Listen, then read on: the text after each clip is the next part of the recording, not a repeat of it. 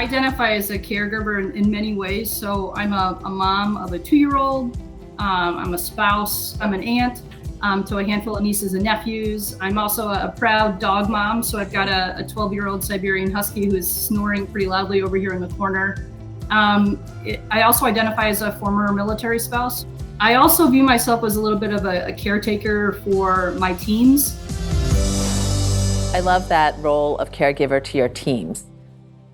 You know, I'm on a current team right now where I probably have 6 or 7 people that are either new to PwC or out of undergrad or business school, and trying to provide them kind of that care and feeding they need as they both get accustomed to consulting and also accustomed to the firm. And I really just want to make sure they're kind of taken care of, given that there were a lot of people that took care of me when I first started. That mentality is certainly contagious, right? Absolutely. And so a lot of what I try to do is just kind of pay it forward, right? And so it's about reminding my own team, and frankly, trying to lead by the best example that I can be, that they're allowed to have boundaries. I have a bedtime boundary. I've had it since my daughter was born. I've been very, very successful at it. And so I try to be pretty vulnerable with them about kind of what my boundaries are and remind them that they're allowed to have boundaries themselves, whether their boundaries are a child, a nephew's birthday, training for a marathon, cooking dinner, right? We're all entitled to have these boundaries.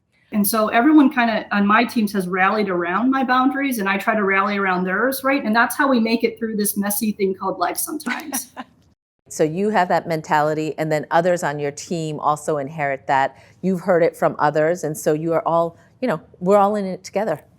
When I first started at the firm over a decade ago, there was kind of this notion that personal and private life were separate things. And I think we've grown tremendously as a firm because we realized that the way that we're successful is how can we integrate all the things that we have going on that makes us unique and diverse and valuable.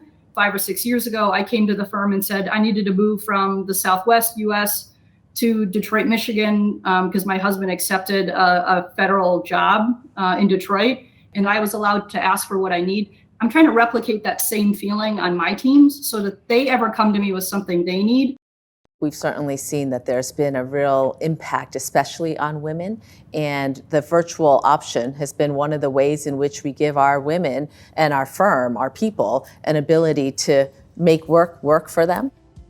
Being virtual, you can rely on me just the same, right? But where I work just needs to vary a little bit. And I appreciate the firm for giving me that flexibility to be able to do it.